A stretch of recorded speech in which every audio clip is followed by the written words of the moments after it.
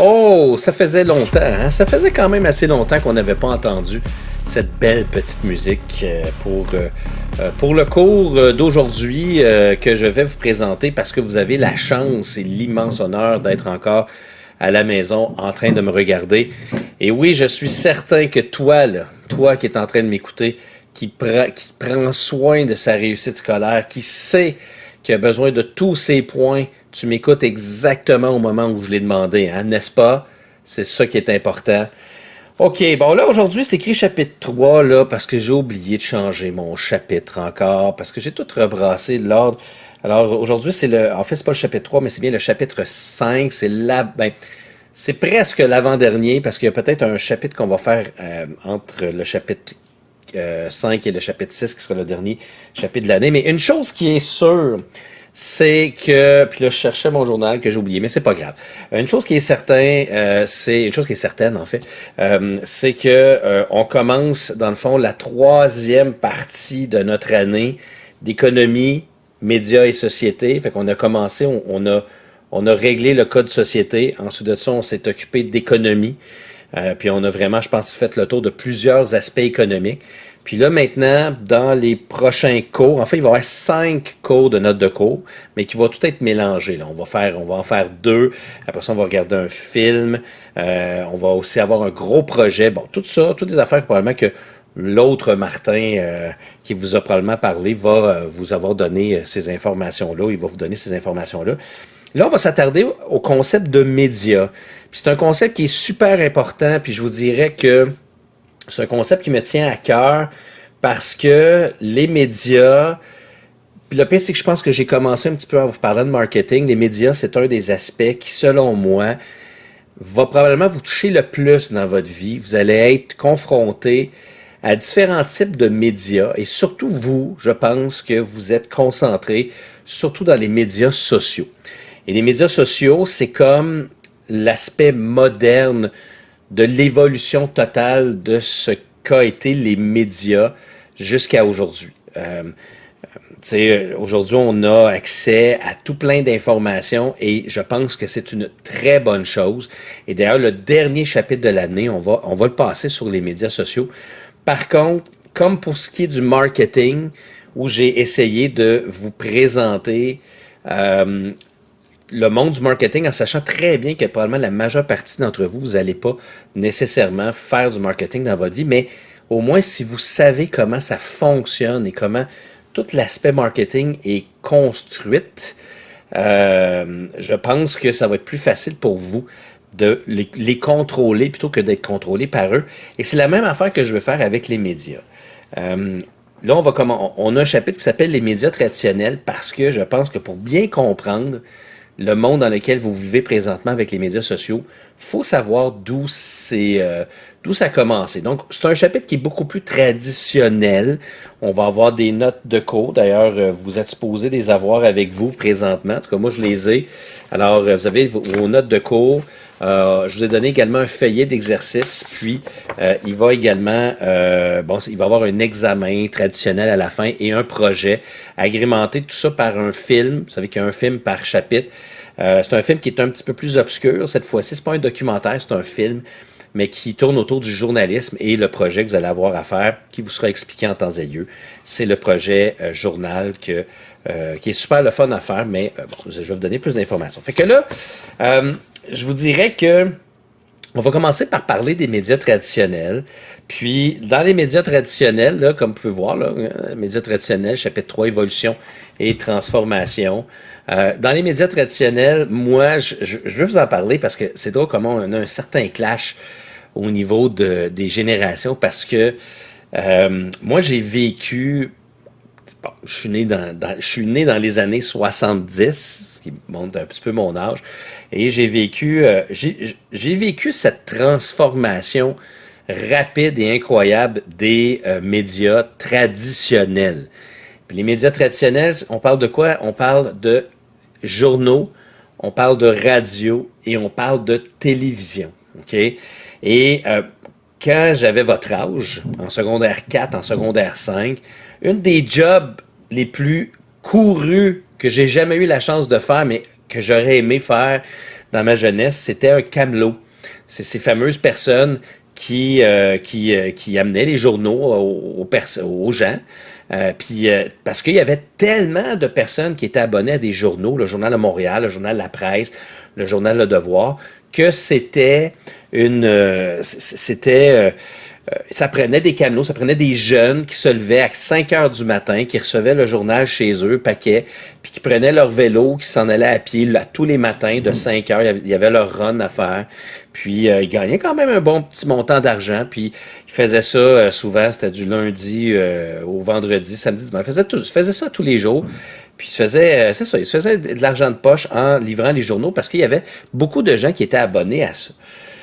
Moi, mon père a toujours été abonné au journal La Presse. Puis je vous dirais que même moi, encore aujourd'hui, je suis abonné au journal Le Devoir parce que la presse n'existe plus. C'est ce que vous voyez à l'écran. La Presse qui a été, je pense, un des journaux du Québec les plus lus, où il y a eu le plus d'abonnés. Et moi, depuis tout petit, mon père, on recevait le journal La Presse chez nous, puis le fun que j'avais le matin à prendre le journal, qui était un gros journal. Il y avait beaucoup de contenu, il y avait beaucoup de personnes qui travaillaient dans ces endroits-là.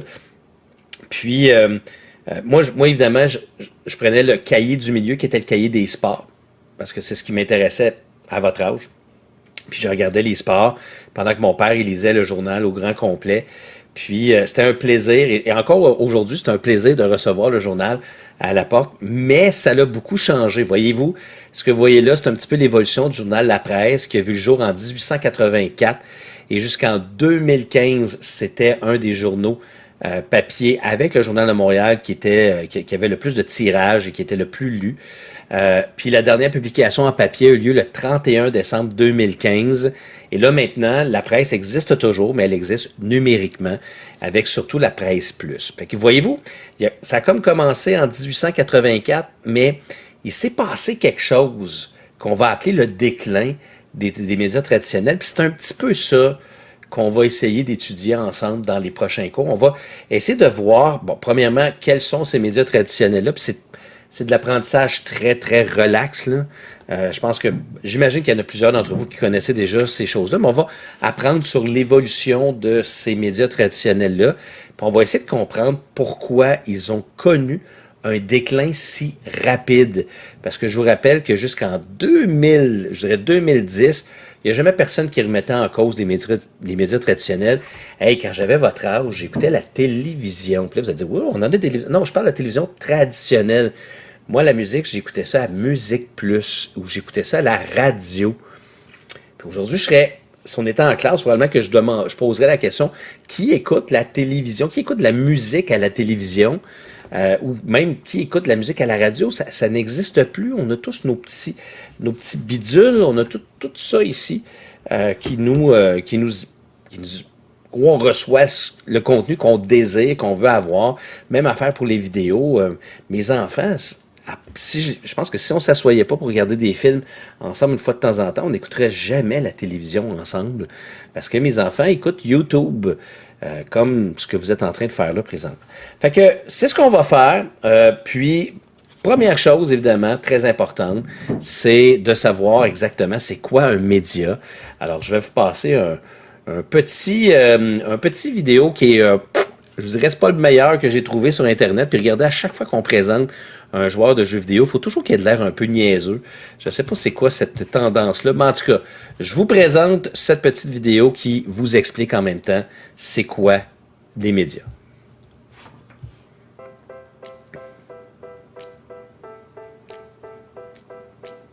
Mais alors, les médias, qu'est-ce que c'est? Les médias? Les médias sont les différents canaux de communication entre une personne ou des personnes et l'auditoire que cette personne vise.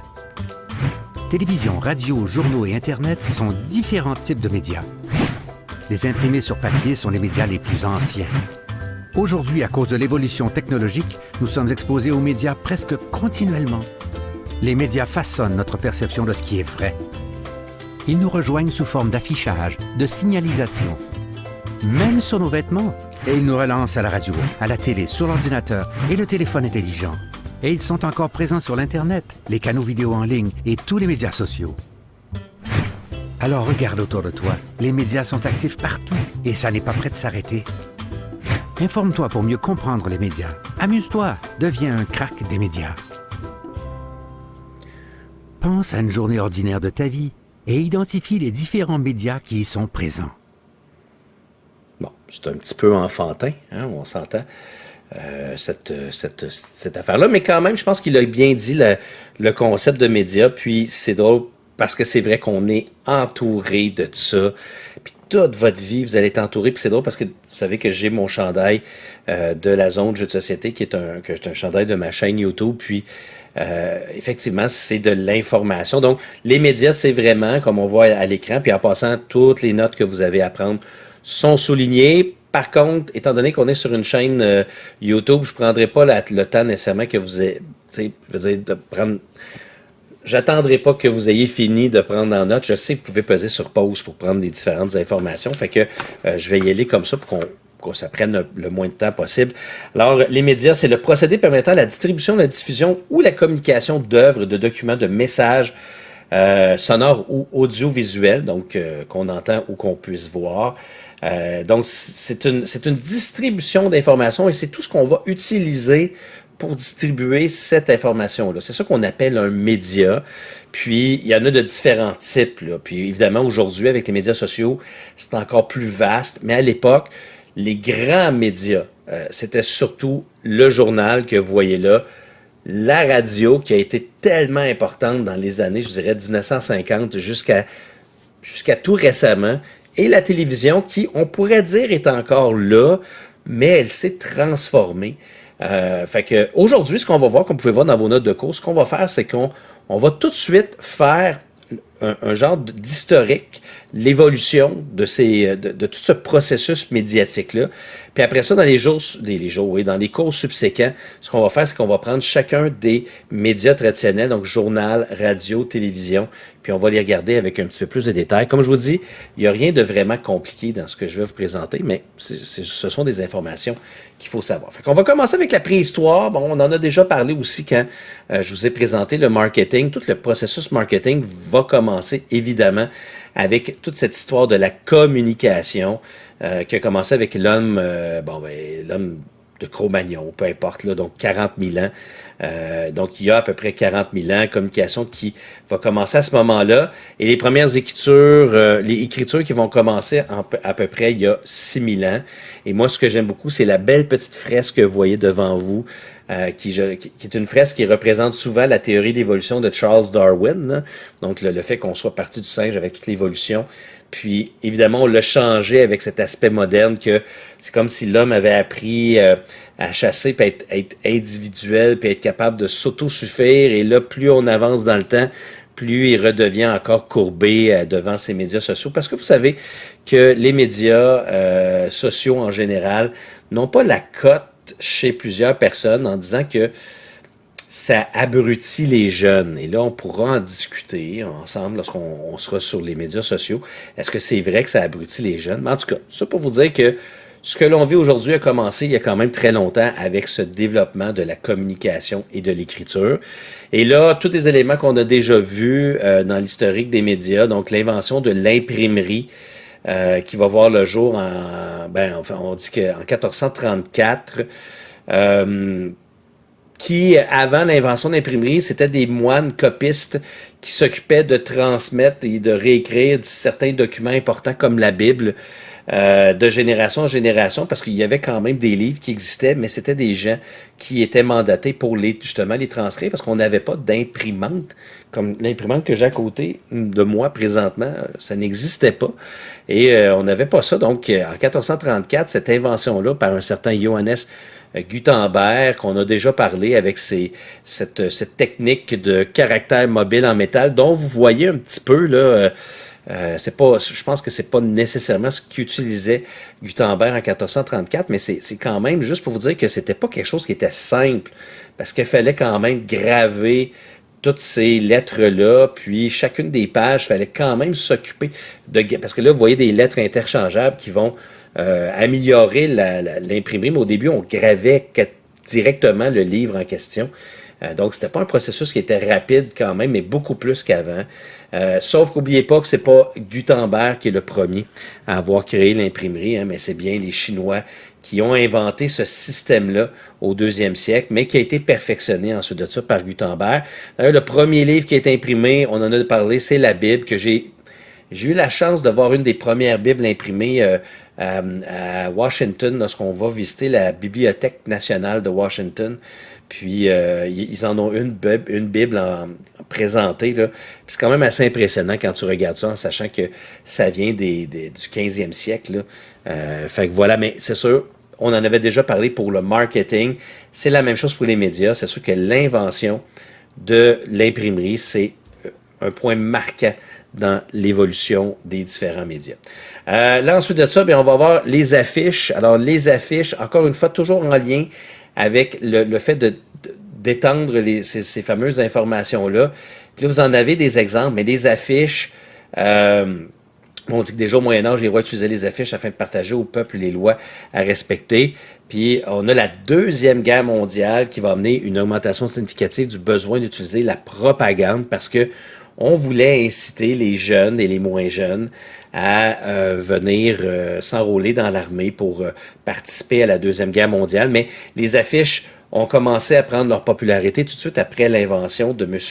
Gutenberg. Puis après ça, on les a réutilisées. Et souvent, comme par exemple à la Deuxième Guerre mondiale ou quand il y avait des guerres, bien, on utilisait ces affiches-là. Et je vous dirais que c'est la première exposition que les gens avaient vraiment sur un type de marketing qui les incitait grandement à prendre une décision par rapport à leur enrôlement. Puis, je vous ai présenté à l'écran présentement probablement les 3 affiches qui étaient les plus populaires à l'époque, surtout celui du milieu, là, celui donc le SAM là, qu'on voit qui a été très très populaire pendant la Deuxième Guerre mondiale aux États-Unis, où on allait chercher tout cet aspect patriotique.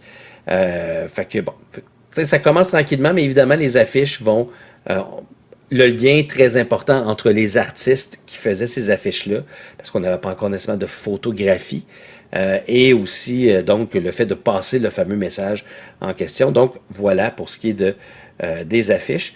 Ensuite de ça, bien, là, on rentre dans le vif du sujet. Fait que là, on arrive vraiment avec la presse. Puis l'ordre que je vous ai présenté, ça, c'est pas j'essaie de suivre un certain ordre chronologique, mais c'est juste pour vous montrer différents types de médias qui se sont développés avec le temps. Donc, la presse, c'est un des médias traditionnels les plus importants, qui est encore très important aujourd'hui, même s'il a perdu beaucoup de son panache de l'époque. Comme je parlais au début de la vidéo, là, des camelots, je pense que ça n'existe plus. Il y en a, là, parce que moi, je reçois encore mon journal, mais maintenant, c'est des gens qui sont souvent plus âgés, qui ont une automobile, parce que il y a tellement peu de personnes maintenant qui sont abonnées à des journaux que tu ne peux pas demander à des camelots, à des jeunes de 16-17 ans de se promener en vélo, parce que il peut y avoir des kilomètres qui vont séparer 2 abonnés. Donc, il a perdu beaucoup de son galon, mais la Gazette, comme vous pouvez voir, du 9 février 1683, mais tu sais, c'est un exemple pour montrer que ça fait longtemps que ça existe. Puis bon, on dit que la presse englobe l'ensemble des moyens de diffusion de l'information par écrit. C'est bien important, l'idée de la presse. Et oui, effectivement, le nom de la presse, ça vient, donc le concept de la presse, ça vient du concept d'imprimerie qu'on avait pour justement imprimer sur les papiers. En 1631, oui, les dates pour l'examen risquent d'être importants. Je dois vous avouer qu'on fait un petit retour dans l'univers social, là, dans les cours d'histoire. Donc, en 1631, c'est le premier journal français qui a été créé par un certain Théophraste Renaudot, qui va lui donner le nom de la Gazette, comme vous pouvez voir à l'écran. Et puis, Gazette venait du mot Gazetta, qui représente le prix d'un journal à Venise. Pourquoi exactement il a décidé de prendre ce nom-là, je ne sais pas trop. Mais pour lui, ça l'avait probablement beaucoup marqué. Et puis, on dit que c'est un journal qui est principalement utilisé par le pouvoir en place et a un caractère officiel. Donc, c'est pas nécessairement un journal libre dans ses expressions, mais c'est quand même le début donc de la presse. Puis après ça, on va voir justement, on parle de la liberté de presse, parce qu'on peut peut bien avoir un journal qui donne des informations dirigées par l'État, mais on s'entend que dans ce temps-là, est-ce que les informations sont vraiment fiables lorsque l'État contrôle les informations? Alors, c'est pour ça que c'est important de se souvenir du 19 mai 1789, où on va mettre en place en France l'article 11 de la Déclaration des droits de l'homme qui va dicter ceci. Alors, la libre communication des pensées et des opinions est un des droits les plus précieux de l'homme. Tout citoyen peut donc parler, écrire, imprimer librement, sauf à répondre des abus de cette liberté dans les cas déterminés par la loi. Alors, c'est la fameuse loi qui va dicter ce qu'on appelle le fameux concept très important de la liberté de presse. Parce qu'une des choses qui est le plus importante, évidemment, pour la légitimité de la presse écrite, c'est le fait d'être libre et indépendant du pouvoir. Lorsqu'un gouvernement prend une décision, bien, dans la presse, on va donner des informations, on va essayer de le faire le plus neutre possible, à moins qu'on ait la chance d'avoir un éditorialiste qui va donner son opinion. D'ailleurs, vous savez que dans chacun des journaux, il y a toujours une vision. Okay? Chaque journal, quand on parle de liberté d'expression, ça ne veut pas dire que les journaux ne sont pas... Et ça, on aura l'occasion d'en reparler, là, mais les journaux ne sont pas nécessairement neutres totalement. N'oubliez pas qu'ils appartiennent à un propriétaire, et ce propriétaire-là a une vision politique, une vision sociale, qui souvent, il veut que cette vision-là soit représentée dans son journal. Donc, si lui, il était, par exemple, pour Donald Trump, ben, son journal va peut-être être plus doux, sans vouloir dire qu'il est complètement biaisé. Il faut quand même avoir dans sa tête que, par exemple, le Journal de Montréal appartient à Québécois. Québécois, c'est Pierre-Carl Pellado. Pierre-Carl Pellado, c'est Vidéotron.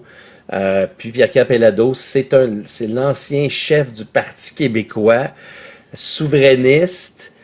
Fait qu'il faut avoir ça en tête quand on sait très bien que le propriétaire va engager des gens qui vont probablement avoir la même vision. Ils sont libres. C'est-à-dire, ils sont pas... Quand, par exemple, M. Legault dit quelque chose, M. Legault impose pas l'écriture dans un journal. Les journalistes sont libres d'écrire ce qu'ils veulent tout le temps. Il faut faire attention à la liberté d'expression. On peut pas dire on peut pas écrire ce que l'on veut. Faut évidemment faire très attention à nos sources et à la façon d'écrire, mais il y a quand même une certaine lignée dans chacun des journaux. Comme par exemple, La Presse a toujours été un journal un petit peu plus fédéraliste. Le Devoir est un journal qui a toujours voulu être un petit peu plus élitiste, comme on pourrait dire, donc qui s'adressait à un certain type de personnes. Donc, il faut avoir ça en tête. C'est important que je vous dise ça. Et tout ça vient de cette fameuse déclaration des droits. Donc, oui, les journaux sont libres, mais faites attention, ils ne sont pas totalement libres. Mais encore aujourd'hui, en 2021, c'est encore la même chose. Le 19 septembre 1851, c'est le premier numéro du célèbre journal, le New York Daily Times. Donc, le New York Times, qui est un des journaux les plus relus à travers le monde. On aura l'occasion de s'en reparler. Et les journaux vivront un moment de gloire pendant le 20e siècle. Beaucoup, on va avoir l'occasion de s'en parler parce que c'est surtout le 20e siècle qui est l'âge d'or des journaux, mais ça va pas mal diminuer avec le temps, puis comme je vous dis, on va avoir l'occasion de s'en reparler.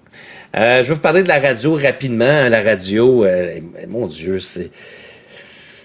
J'ai l'impression de parler à des jeunes qui ne connaissent pas et qui n'ont pas connu ce phénomène-là de la radio.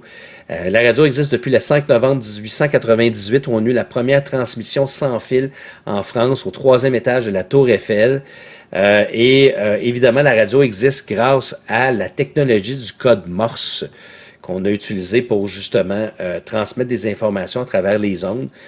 Et en 1921, c'est la présentation de la première émission radiophonique francophone. Après plusieurs essais à la station, à la Tour Eiffel, on avait présenté une émission de 30 minutes dans laquelle on avait une revue de presse, un bulletin météo, puis un morceau de musique au violon qui, en passant, deviendra les 3 éléments les plus utilisés à la radio. Donc, le fait d'avoir de la musique. La radio était un grand porteur de l'aspect musical. Quand j'étais jeune, encore une fois, une des façons que j'avais d'écouter de la musique gratuitement, c'était à la radio.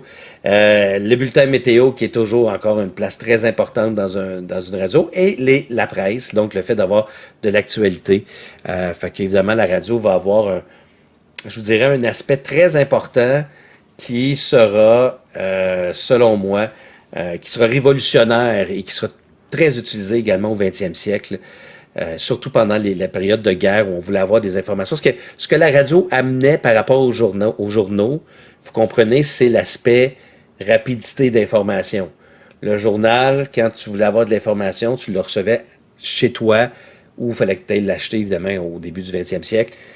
Mais tu avais l'information le lendemain. Fait que si ça se passait à 8 heures du matin, des fois, il y avait des éditions spéciales qui pouvaient sortir quand c'était des grosses nouvelles, qui pouvaient sortir en milieu de journée, mais souvent, tu recevais cette information-là le lendemain. Moi, je me souviendrai toujours quand j'étais jeune, j'écoutais le Canadien de Montréal, s'il y avait la malchance de jouer contre les Kings de Los Angeles, la presse, leur heure de tombée, c'était 22 heures. Donc, si le match n'était pas terminé, ben, pour vraiment avoir le résultat du match de hockey, il fallait que j'attende au lendemain pour voir le résultat. Pourquoi? Parce qu'Internet n'existait pas. Fait que je ne pouvais pas prendre mon téléphone cellulaire puis avoir les informations si je n'écoutais pas le match en direct. Donc, si je voulais avoir les résultats, il fallait que j'attende. C'est ça l'affaire, il fallait que j'attende. Mais des fois, quand je recevais le journal le lendemain matin, à cause que le match se terminait après 22 heures, c'est ça que je voulais vous dire finalement, je ne recevais pas l'information tout de suite. Il fallait que j'attende au lendemain. Là, c'est sûr que finalement, j'écoutais à la télévision, je finissais par le savoir, mais comprenez-vous que c'était beaucoup plus lent de recevoir l'information par les journaux que la radio nous permettait d'avoir en direct. Okay? Donc, c'était comme une évolution un petit peu plus rapide. Okay? L'autre aspect que je vais vous présenter au niveau des médias, c'est le téléphone. Le téléphone, c'est pas tant un média, même si nous permet de passer l'information, mais je voulais quand même vous dire que c'est une invention très importante qui sera utilisée par différentes personnes et par différents médias par la suite là, pour l'information. Alors, on ne passera pas beaucoup de temps là-dessus, mais le téléphone, c'est un appareil qui permet la réception et la transmission de son à distance via des câbles et des circuits électriques. Et ça a été créé en 1876 par un certain Alexander Graham Bell, qui est un Canadien et dont le nom, vous comprenez que le nom Bell Canada vient de ça d'ailleurs, vient du nom de l'inventeur du téléphone. Il fallait quand même y penser, mais c'est une invention qui sera révolutionnaire, qui permettra encore une fois d'aider la communication. Parce que maintenant, avant, la seule façon de communiquer avec des gens qui étaient éloignés, c'était d'envoyer des lettres. Là, maintenant, on pouvait donc y aller plus rapidement. Si vous avez, je ne sais pas jusqu'à quel point à votre âge vous avez regardé Les Pays d'en haut à Radio-Canada, mais dans la dernière saison, il nous présente justement l'arrivée du téléphone et comment les gens étaient émerveillés par ça. Puis aujourd'hui, on se promène avec le téléphone sur nous à tout moment et c'est rendu tellement banal. Mais sachez que ce que vous avez là, ça a commencé avec les appareils que vous voyez à l'écran. Fait que voilà. Je vais vous parler aussi d'un autre type de média qui est le cinéma. Puis ça, je trouve ça quand même juste cute de vous présenter ça. On va en parler un petit peu, mais c'est sûr que c'est pas un média traditionnel qui va avoir un impact au niveau de la transmission d'informations parce que ça reste du divertissement pour la majeure partie. Mais dans la deuxième guerre mondiale, on utilisait beaucoup le cinéma pour passer les informations visuellement parce que, comme vous pouvez voir à l'écran, ça commençait. Donc, c'est un art populaire, divertissement, une industrie et un média qui ont été inventés par Auguste et Louis Lumière en 1895. Et qu'est-ce que va permettre finalement le cinéma? Évidemment, c'est ce qui va mener à la création de la télévision. C'est l'aspect de pouvoir voir des choses, de pouvoir voir les informations qu'on nous transmet. Puis là, ce que je vous présente à l'écran, ce sont les 2 premiers films qui sont sortis dans des cinémas en 1895. Okay? En 1895. Alors, ça fait très, très, très longtemps. Alors, en haut, je vous présente. Faites juste imaginer, là. Okay? Essayez, fermez-vous les yeux, là. Faites juste vous imaginer. Alors vous êtes là, vous rentrez dans une salle très petite, peut-être une trentaine de personnes. On ferme les lumières, on ne sait pas trop qu'est-ce qui va se passer. Et là, tout d'un coup, ça arrive et ça se présente devant vous. Vous n'avez jamais vu ça de votre vie.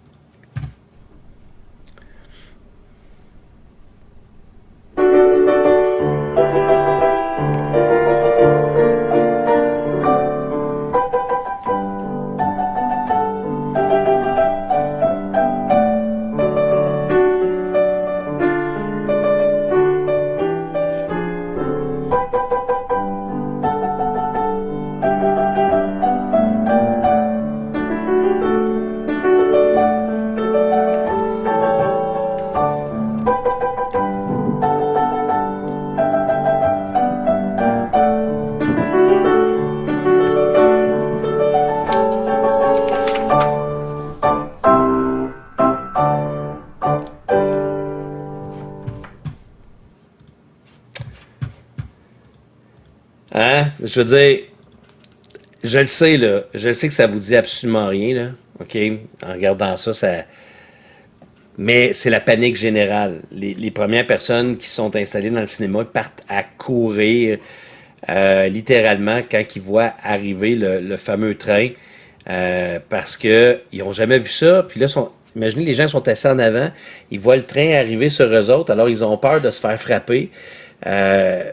C'est sûr qu'aujourd'hui, on rit. Hein? Aujourd'hui, on a les Avengers, on a des effets spéciaux, on a tout le cinéma a évolué. Mais ça fait quand même pas si longtemps que ça a commencé. Et ce que vous avez vu là, c'était l'émerveillement total. Et d'ailleurs, le son que vous entendez, je ne peux pas vous dire que c'est exactement la musique qu'il y avait à l'époque, mais il n'y avait pas de son. Hein? On s'entend que là, c'est juste l'image. Puis donc, il y avait souvent un pianiste qui va s'installer pour jouer de la musique pendant la présentation. Je vais vous montrer la deuxième vidéo ultra révolutionnaire. Puis là, honnêtement, vous allez regarder ça, vous allez faire comme c'est n'importe quoi.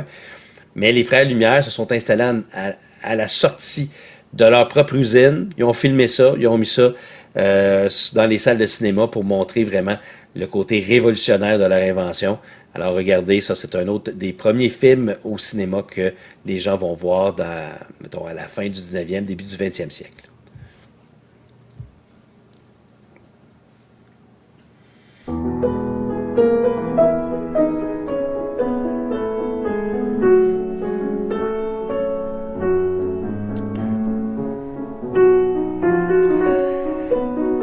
Fait que c'est ça. Ça va être ça tout le long. Ça dure 1 minute. C'est du monde qui sort de l'usine. Mais je vous rappelle, les gens n'ont jamais vu ça. Ils sont émerveillés. Tout le monde applaudit. Tout le monde capote leur vie. C'est le cinéma, mesdames et messieurs. C'est comme ça que ça a commencé. Et voilà. Fait que c'est toujours intéressant des fois de vous montrer à quel point les choses... comment ça a commencé, puis comment les choses ont évolué quand même à une vitesse assez vertigineuse pour l'évolution justement de ce type de médias-là. Évidemment, le cinéma va mener à l'invention, probablement une des inventions les plus importantes selon moi au niveau médiatique, c'est l'invention de la télévision. Je pense que le journal, la radio et la télévision sont les 3 médias traditionnels qui sont à la base de ce que vous vivez aujourd'hui. Je ne passerai pas beaucoup de temps là-dessus parce qu'on va y revenir un petit peu plus en détail un peu plus tard là, dans la section spécifiquement à la télévision. Alors, télévision, c'est 1880, première télévision en noir et blanc. Fait que ça fait quand même très, très longtemps que ça existe, la télévision, mais tu sais, on parle vraiment de l'invention. Ça ne veut pas dire que c'était commercialisé, que c'était dans les maisons, mais on a découvert la façon de présenter des images en 1880. Après ça, 1928, c'est les premières télévisions en couleur, mais c'est en 1945 qu'on va vraiment avoir l'explosion de l'utilisation de la télévision. D'ailleurs, si vous voulez, évidemment, si vous êtes intéressé au monde de Marvel, je vous invite fortement à aller regarder. Attendez 2 petites secondes, là, parce que je viens de me rendre compte que je veux bien faire le fun en changeant de caméra, mais si vous voulez prendre dans note, ça ira pas bien. Mais si vous aimez le monde de Marvel, ils ont sorti dernièrement la série WandaVision, qui suit dans le fond les personnages de Wanda puis de Vision, d'où le nom de l'émission. très intéressant. Mais dans cette émission-là, on vous fait littéralement l'historique de l'évolution des sitcoms américains, en passant par le noir et blanc jusqu'à la couleur et l'évolution des enregistrements des différentes émissions de télévision qu'il y avait aux États-Unis. Outre le fait que c'est une excellente série dans le monde de Marvel qui est un peu bizarre à regarder au début, en même temps c'est une belle série pour voir l'évolution des enregistrements et des émissions de télévision aux États-Unis et en Amérique du Nord, je vous dirais. Fait que vous allez faire un petit tour si vous n'avez pas vu ça. Disponible sur Disney+, qui est un média social qui va révolutionner le monde de la télévision, justement. On va terminer avec les médias sociaux. Et puis, encore une fois, on va aller vite parce qu'on va avoir un chapitre complet qu'on va passer là-dessus. Donc ça, là, ce que je vous présente là, c'est la seule fois que je vais vous en parler dans ce chapitre-ci. Puis, au prochain chapitre, je vais vous en donner plus d'informations parce qu'on va passer tout le prochain chapitre. Pas le prochain, mais l'autre d'après, en tout cas. Bref, à la fin de l'année, on va revenir là-dessus. Alors, quels sont les médias sociaux? C'est un beau petit vidéo qui vous donne plein de petites statistiques intéressantes sur justement ce type de médias. Alors, on va regarder ça ensemble.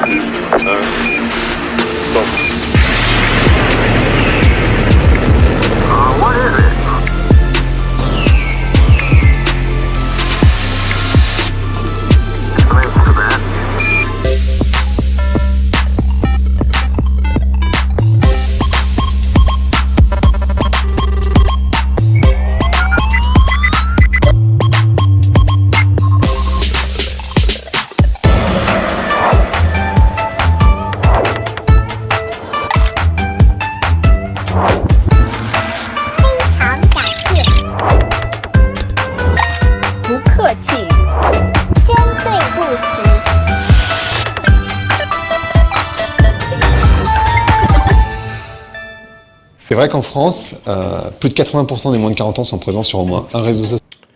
OK, on va arrêter ça là. Je pense qu'on n'a pas besoin de voir le reste. Et je trouve ça très, très intéressant. Puis à chaque fois que je vois ces chiffres-là, moi, ça me fait littéralement exploser la tête de voir la quantité de personnes qui sont rentrées dans ce monde-là des médias sociaux. Et cela encore aujourd'hui. Puis c'est le fléau. En fait, c'est le choc des générations actuelles. Hein, vous avez les parents. Moi, je suis moi-même, je vous dirais, un parent. Puis, est-ce que mes enfants passent trop de temps sur les médias sociaux? Moi-même, j'ai une chaîne YouTube, donc je participe à ce monde-là. Qu'est-ce qu'il faut faire? Qu'est-ce qui est bon? Qu'est-ce qui est pas bon? Est-ce que c'est quelque chose? Moi, je pense que tout est une question de dosage, mais c'est tellement complexe, ce monde-là des jeux, pas des jeux, mais des médias sociaux, à savoir maintenant les jeunes, les moins jeunes, tout le monde, on est connectés tous ensemble, tout le monde entier est connecté, mais en même temps, c'est dangereux parce que jusqu'à quel point ces gens-là peuvent nous contrôler. C'est un monde fascinant. C'est un monde fascinant et ça fait pas tellement longtemps que ça existe. Et là, ce que vous voyez devant vous, dans le fond, c'est l'évolution des médias sociaux. Et tout ça a commencé en 1943 avec la création du premier ordinateur qui était utilisé pour décoder des messages des sous-marins allemands pendant justement la Deuxième Guerre mondiale. Puis évidemment, toute cette amélioration-là des ordinateurs s'est faite grâce au monde militaire. On dit que les améliorations militaires et le développement de la technologie de communication ont permis le développement du WWW, qui va devenir le World Wide Web, qui est encore utilisé aujourd'hui. En 1990, c'est l'invention de la programmation HTTP qui va nous permettre de créer des pages Internet, des navigateurs, des moteurs de recherche. 2014, c'est le web qui va dépasser le milliard de sites et le 3 milliards d'utilisateurs. En 2014, ça fait pas tellement longtemps. Et au niveau des médias sociaux, le premier média social, c'est classmates.com en 1995, qui était un site qu'on utilisait pour retrouver nos vieux amis du secondaire, que je pense que j'ai déjà utilisé dans mon jeune temps. Mais c'est en 1995 que ça va commencer. Ensuite, on a vu l'apparition en 2003 de WordPress, MySpace, LinkedIn, qui vont changer l'utilisation d'Internet d'un point de vue personnel et professionnel. Et évidemment, la création de Facebook en 2004. Et aujourd'hui, toute la panoplie de médias sociaux qui existent, c'est phénoménal. C'est donc parce que moi, j'ai vécu ça, ce changement entre un monde pas d'Internet avec un monde qui est avec Internet. L'arrivée des médias sociaux, le fait qu'au début, tout le monde, quand Facebook est arrivé, quand même Classmates, WordPress, ces affaires-là, quand c'est arrivé, on nous annonçait une révolution, mais personne n'y croyait vraiment à cette fameuse révolution-là. Et évidemment, je pense que le plus grand média social qui a, je pense, été le plus déterminant dans l'avenir de ce type de média-là, c'est Facebook. Avec Mark Zuckerberg et son invention qui permettait de connecter tout le monde. Fait que voilà, comme vous pouvez voir, on a fait ça assez rapidement, là, à peu près en 35 minutes, à peu près faire le tour de l'évolution des médias sociaux. Là, ce qu'on va faire, c'est qu'on va évidemment rapetisser un petit peu le focus. Là, on va regarder maintenant plus spécifiquement chacun des trois grands médias traditionnels. Puis là, je vais juste terminer avec ça. Évidemment, c'est des chiffres qui datent un petit peu, là, mais puis c'est des chiffres en France, mais vous voyez que les médias sociaux n'arrêtent pas d'augmenter et de grossir. Fait que voilà, c'est ce que je vais mettre fin au cours d'aujourd'hui. J'espère que vous avez bien pris en note. Au pire, c'est quelque chose qui va toujours être accessible. N'hésitez pas à me poser des questions. D'ailleurs, je vous invite à aller à prendre votre feuillet d'exercice. Alors, l'exercice qui est en lien avec le cours d'aujourd'hui, c'est l'exercice numéro 1. Alors, je vous demanderai de le faire, évidemment, pendant que c'est chaud dans votre tête, parce que si vous attendez à la fin, parce qu'évidemment, c'est quelque chose que je risque de ramasser à la fin complètement. Si vous attendez, ça risque de prendre... vous risquez d'oublier, tandis que là, toutes les informations, vous les avez prises en note dans ce tableau-là. Alors, ça risque d'être beaucoup plus facile si vous le faites immédiatement. Fait que voilà. Fait que n'oubliez pas de bien prendre des notes, de bien faire vos choses. Allez voir les informations sur Teams. Posez-moi des questions si vous en avez. Probablement que je suis là en train d'attendre vos questions là présentement, là, si vous écoutez ceci pendant le cours. Sinon, vous savez que je suis toujours disponible sur Teams. On se revoit bientôt tout le monde. Bye bye. À bientôt.